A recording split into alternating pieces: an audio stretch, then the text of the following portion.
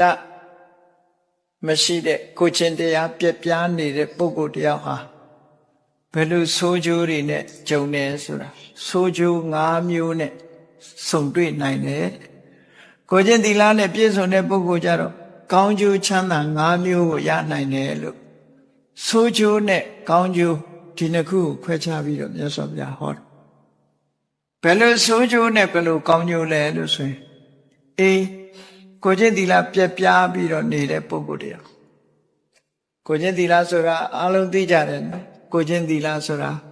ကာယကံကိုထိမ့်သိမ်းဆောက်ရှောက်ခြင်းနဲ့ဝစီကံကိုထိမ့်သိမ်းဆောက်ရှောက်ခြင်းကိုကိုချင်းသီလလို့ခေါ်တယ်ကာယကံကိုထိမ့်သိမ်းဆောက်ရှောက်တယ်ဆိုတာသူများအသက်ကိုမတတ်ဘူးသူများဥစ္စာကိုမခိုးဘူးသူတော်ဘာသားမယားမပြစ်မှားဘူးဟောတာကာမဂုဏ်ကာယကံကိုထိမ့်သိမ်းတယ်လို့ခေါ်ဝစီကံကိုထိမ့်သိမ်းတယ်ဆိုတာလိမ်မပြောဘူးမှန်တာပဲပြောတယ်တူနဲ့တူမတက်အောင်ဂုံးမတိုက်ဘူးတတ်မရှိဘူးဟောတူနဲ့တူညီညွတ်အောင်သာဟောပြောပေးတယ်တစ်ဖက်သားစိတ်မချမ်းသာအောင်ရိုင်းပြတဲ့စကားမျိုးတွေမပြောဘူးယဉ်ကျေးသိမ်မွေ့စွာပြောတယ်အကျိုးမရှိတဲ့တရားလွတ်လွတ်စကားတွေကိုမပြောဘူးအကျိုးရှိတာကိုသာပြောတယ်ဟောကာယကံထိမ့်သိမ့်တယ်ဝစီကံထိမ့်သိမ့်ကိုချင်းသီလအဲ့ဒီကိုချင်းသီလကိုမထိမ့်သိမ့်ဘူးဒုစရိုက်ပန္နမြကိုပြုလုပ်တယ်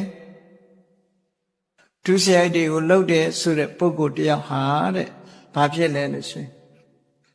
ဒုစရိုက်လုပ်နေတဲ့ပုဂ္ဂိုလ်တယောက်မှာတတိဆိုတာခင်မဲ့လားတတိဆိုဒီမှာကောင်းတာလုပ်ဖို့အမှတ်ရခြင်းကိုတတိလို့ခေါ်တယ်ဟောကိုယ်ဘဝလေးမှာရလာတဲ့အခြေအနေလေးကိုရစ်မူးနေတာမျိုးမဟုတ်ဖ ೇನೆ စဉ်းစားဉာဏ်နဲ့စဉ်းစားတတ်တာတွေးခေါ်တတ်တာတတိအဲ့ဒီအပမရဆိုတဲ့တတိတရားမရှိလို့ဘာဖြစ်လာလဲလှုပ်ချင်တာတွေလှုပ်သည့်အတွက်ကြောင့်စီးပွားဥစ္စာတွေပြက်ပြားလာဆုံးရှုံးနစ်နာလာဥပမာပဲလူသားမှုကိုကျွလွန်တယ်ဖန်ဆီးခံရတယ်စီးပွားတွေပြက်တယ်သူတော်ဘာပစ္စည်းဥစ္စာကိုခိုးယူတိုက်ခိုက်တယ်ဖန်ဆီးခံရတယ်ကိုယ်ပစ္စည်းတွေပါတယ်သူတော်ဘာသားမယားကျွလွန်လို့ပြစ်ဒဏ်တွေခံရတယ်လိမ့်လေပြောလို့ပြစ်ဒဏ်တွေခံရတယ်ဆိုရက်အဲ့ဒီကိုချင်းတရားပြက်ပြားခြင်းကြောင့်ဖြစ်ပေါ်လာတဲ့ဆိုးကျိုးတွေကြောင့်သူဟာရထားတဲ့စီးစိမ်ဥစ္စာတွေလည်းလက်လွတ်ဆုံးရှုံးကုန်တယ်ဒါအပြစ်တစ်ခုကိုချင်းသီလပြက်ပြားတဲ့ပုဂ္ဂိုလ်တယောက်ဟာစီးပွားပြတ်တတ်တယ်ဒါဟုတ်ဆိုလို့စီးပွားပြတ်ဟုတ်မဟုတ်စဉ်းစားကြည့်ပေါ့ကိုတချို့ကတော့အပေါ်ယံတွေးကောင်းတွေးလိမ့်မယ်မကောင်းတာလုပ်တဲ့လူတွေစီးပွားတက်နေတယ်လို့ထင်ကောင်းထင်ကြလိမ့်မယ်မကောင်းတာလုပ်လို့စီးပွားတက်တာမဟုတ်ဘူးမကောင်းတာလုပ်လို့ရှိရင်မကောင်းတဲ့အကျိုးတွေကခံရအောင်မှာစီးပွားတက်နေတာမဟုတ်ဘူးအခြေအနေတစ်ခုရနေတာကိုစီးပွားတက်တယ်လို့ချီးပွားနေတယ်လို့လူတွေကအများစုကဒီလိုမျက်စိလဲကြမကောင်းတာလုပ်တဲ့လူရဲ့အခြေအနေဟာနောက်ဆုံးကြတော့ဘာဖြစ်တယ်ဆိုတာစဉ်းစားကြည့်လေနောက်ဆုံးအခြေအနေထိအောင်စောင့်ကြည့်ရကိုချင်းတရားပြက်ပြားနေတဲ့ပုဂ္ဂိုလ်တယောက်ဟာကောင်းတဲ့လုပ်ငန်းတွေပေါ်မှာမေ့လျော့ပြီးတော့မကောင်းတဲ့အပေါ်မှာရစ်မူးနေသည့်အတွက်ကြောင့်နဲ့စီးစိမ်ဥစ္စာတွေလက်လွတ်ဆုံးရှုံးကုန်တတ်တယ်ဟုတ်ပြီကိုချင်းတရားပြက်ပြားသွားသည့်အတွက်ကြောင့်စီးပွားပြက်သွားတဲ့ပုဂ္ဂိုလ်တွေဟာအများကြီးရှိလူလောကစီးပွားတွေပြက်သွားတယ်ဒါကကိုချင်းတရားပြက်ပြားခြင်းရဲ့အပြစ်တစ်ခုကောင်းကျိုးချမ်းသာကြတော့အပြန်သိရကိုချင်းသီလထိမ့်သိမ်းဆောက်ရှောက်တဲ့ပုဂ္ဂိုလ်ဟာဘယ်တော့မှမိတ်လျော်ရောမနေဘူးရထားတဲ့အခြေအနေတစ်ခုကိုမရစ်မှုဘူးဒါကြောင့်မို့ကိုရထားတဲ့စီးစိမ်ဥစ္စာတွေကနေပြီးတော့လှူတယ်တန်းတယ်ကုသိုလ်ကောင်းမှုတွေလုပ်တယ်နော်အခုလိုဗိမာန်တော်ကြီးတွေဆောက်လုပ်လှူဒန်းကြတယ်ဖျားတယ်ကြတယ်ကြောင်းဆောက်ကြတယ်ကိုချင်းသီလရှိသည့်အတွက်ကြောင့်ကုသိုလ်ကောင်းမှုတွေလုပ်တယ်လုပ်သည့်အတွက်ကြောင့်စီးပွားဥစ္စာတွေကတိုးတက်များပြားလာတယ်ဟောသီလကိုချင်းတရားကောင်းတဲ့ပုဂ္ဂိုလ်ကစီးပွားဥစ္စာတွေတိုးတက်လာတယ်လို့ဒီလိုဆိုတယ်ပါတဏိရွာကလူတွေကိုမြတ်စွာဘုရားကိုချင်းသီလရှိခြင်းမရှိခြင်းရဲ့အကျိုးအပြစ်တွေကိုဟောပြော နောက်ဒုတိယအနေနဲ့ကိုချင်းသီလပြက်ပြားသွားပြီဆိုတဲ့ပုဂ္ဂိုလ်မှာဘာဖြစ်လဲသတင်းဆိုးတွေထွက်တတ်တယ်မကောင်းသတင်းတွေကြော်စောလာကိုချင်းတရားပြက်ပြားလာတဲ့ပုဂ္ဂိုလ်ရဲ့လောက်ရက်ကိုဘေးကလူတွေကမြင်လာတဲ့အခါဒီပုဂ္ဂိုလ်ကဘလို့ဆိုးတာဆိုတာကိုသိရှိလာကြနောက်ဆုံးမှာရှုတ်ချလာကြသတင်းဆိုးနဲ့ကြော်ကြားလာတယ်ကိုချင်းသီလနဲ့ပြေဝတဲ့ပုဂ္ဂိုလ်ကြတော့ကောင်းသတင်းတွေကျွယ်ဝလာတယ်ဟောဒီပုဂ္ဂိုလ်အဖြစ်အမတန်တော်တယ်အမတန်မှလေးစားထိုက်ပါပြီတယ်ကိုချင်းသီလရှိတဲ့ပုဂ္ဂိုလ်ကြတော့ကောင်းသတင်းကျွယ်တယ်သတင်းဆိုးနဲ့ကြော်ကြားခြင်းဟာသီလမရှိခြင်းအပြစ်ပဲကောင်းသတင်းတွေကျွယ်ဝခြင်းဟာကောင်းသတင်းနဲ့ကြော်စောခြင်းဟာသီလရှိခြင်းရဲ့အကျိုးတစ်ခုပါပဲတဲ့ဟောနောက်တစ်ခုကနံပါတ်3ကျတော့ဘာလို့ဆိုကိုချင်းသီလမရှိတဲ့ပုဂ္ဂိုလ်ဟာလူလောကထဲမှာလူလောကအတိုင်းဝိုင်းနဲ့ဝင်လာတဲ့အခါမှာစိတ်မလုံဘူးတဲ့နော်မဟုတ်တာလောက်တာရင်စိတ်မလုံဘူးဆိုတာဟုတ်တယ်လူတွေချင်းချင်းတူတူပြောရင်ငါအကြောင်းများပြောတာလားလို့ဆိုပြီးစိတ်မလုံတတ်ဘူးတဲ့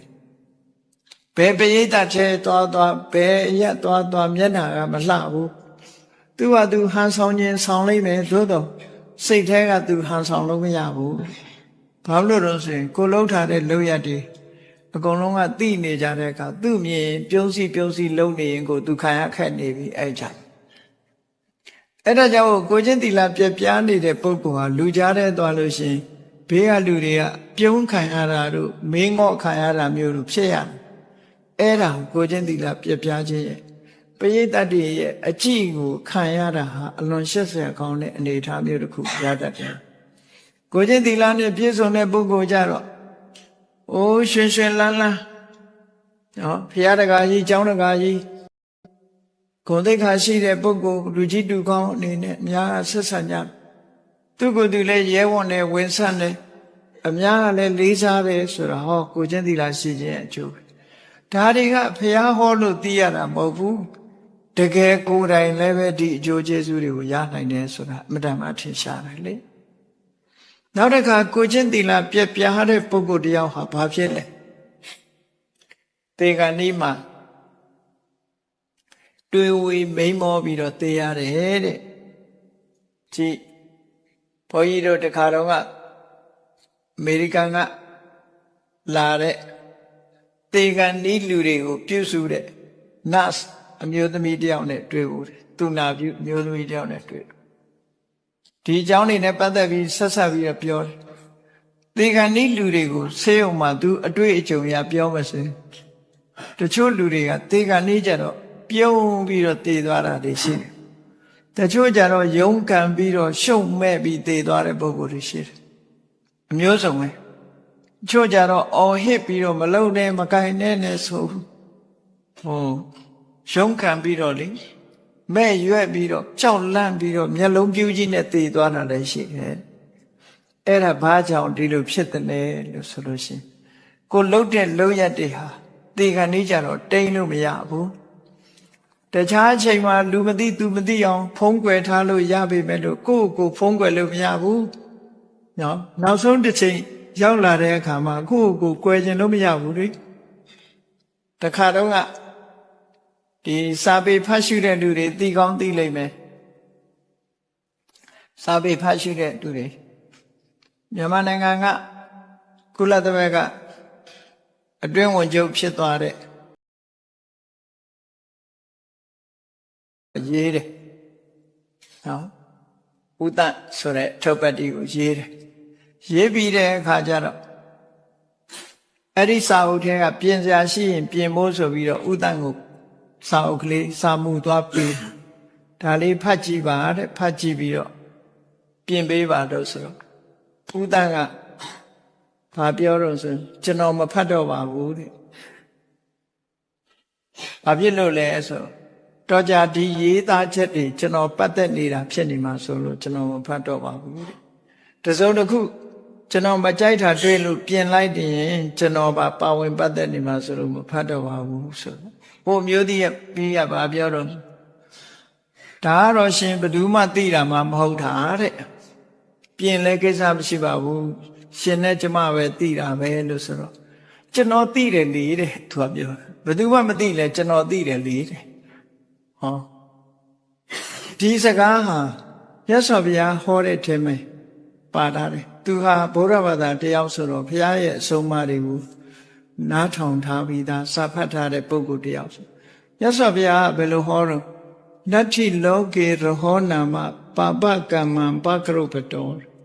မဟုတ်တာလှုပ်တဲ့ပုဂ္ဂိုလ်တယောက်လောကမှာစိတ်ကြွယ်ရစွာမရှိဘူးတဲ့အတ္တတိပုရိသဇာနာတိယတိကာဟတိဝနာဝကိုလှုပ်တာမလှုပ်တာသူများမသိခြင်းထားကိုသိနေတယ်ကိုသိနေတယ်ဆိုတဲ့ကွယ်ရမဟုတ်တော့ဘူးလေဟော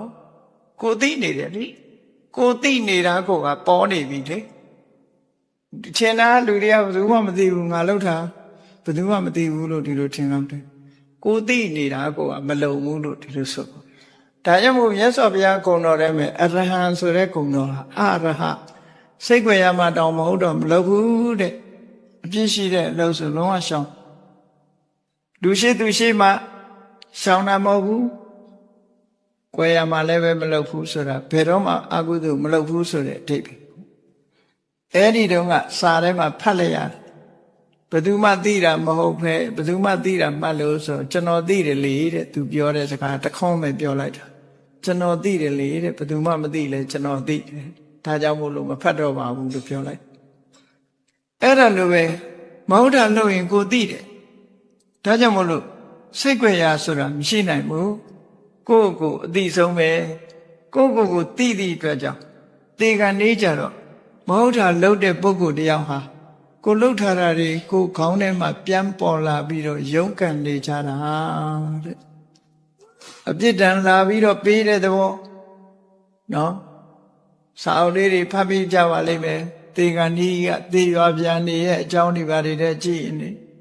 လူနဲ့ကြီးတွေကဆွဲခေါ်သွားတယ်တို့ဒါမျိုးတွေကသေကံကြီးမှာအိမ်မက်မက်တယ်လို့မကောင်းတာတွေလုပ်တဲ့ပုဂ္ဂိုလ်ကမကောင်းတာတွေကိုရုန်းကန်ပြီးတော့နေကြမြတ်စွာဘုရားလက်ထက်တုန်းက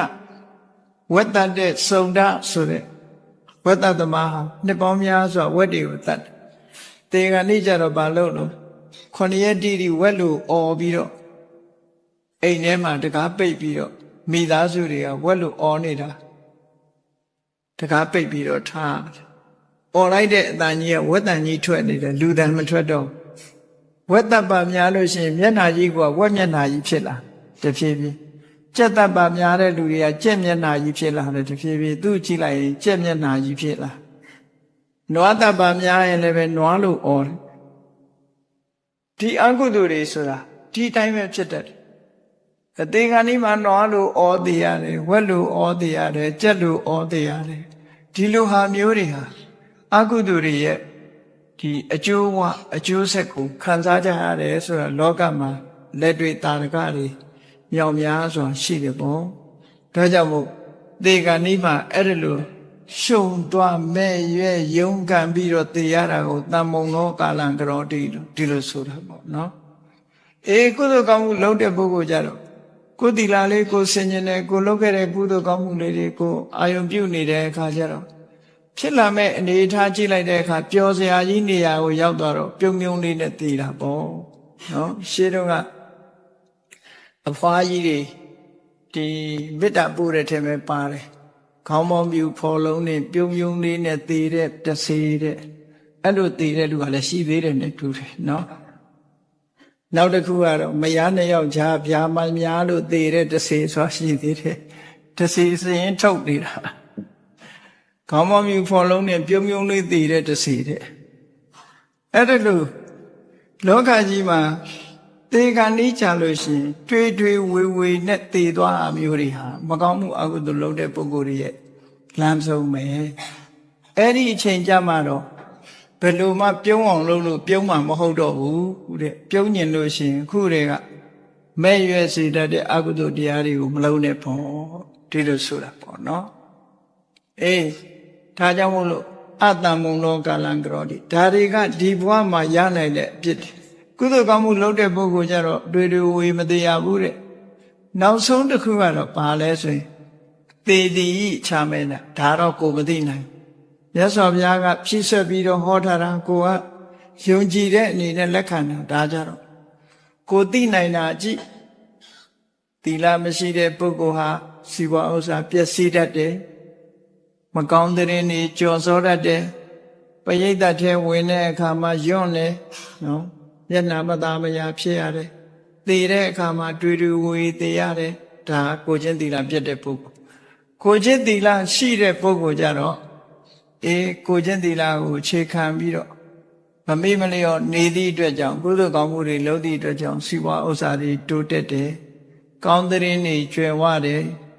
ပရိသတ်ထဲဝင်ဆန့်တယ်ခုံရှိသေးရှိဖြစ်တယ်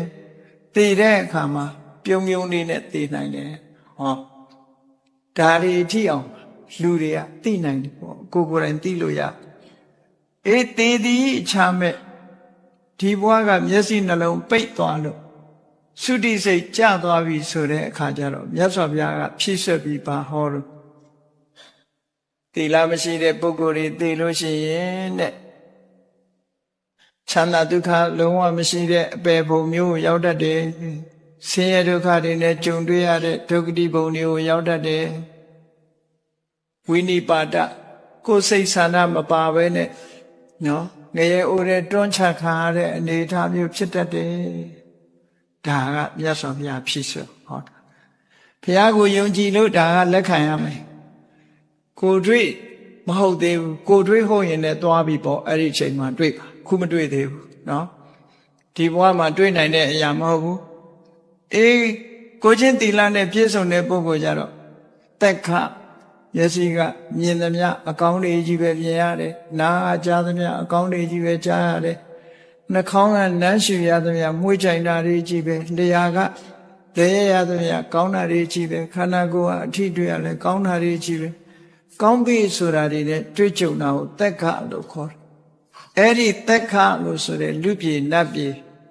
ဒုက္ခတိလို့ဆိုတဲ့ဒုက္ခချမ်းသာတွေရဲ့တရားဘုံမျိုးကိုရောက်ရတယ်လို့မြတ်စွာဘုရားကကိုချင်းသီလရှိခြင်းမရှိခြင်းရဲ့အကျိုးအပြစ်ကိုအခုလို့ပါတတိရွာသူရွာသားတွေကိုများစွာခွဲခြားပြီးတော့ဟောပြောတာဖြစ်ပါတယ်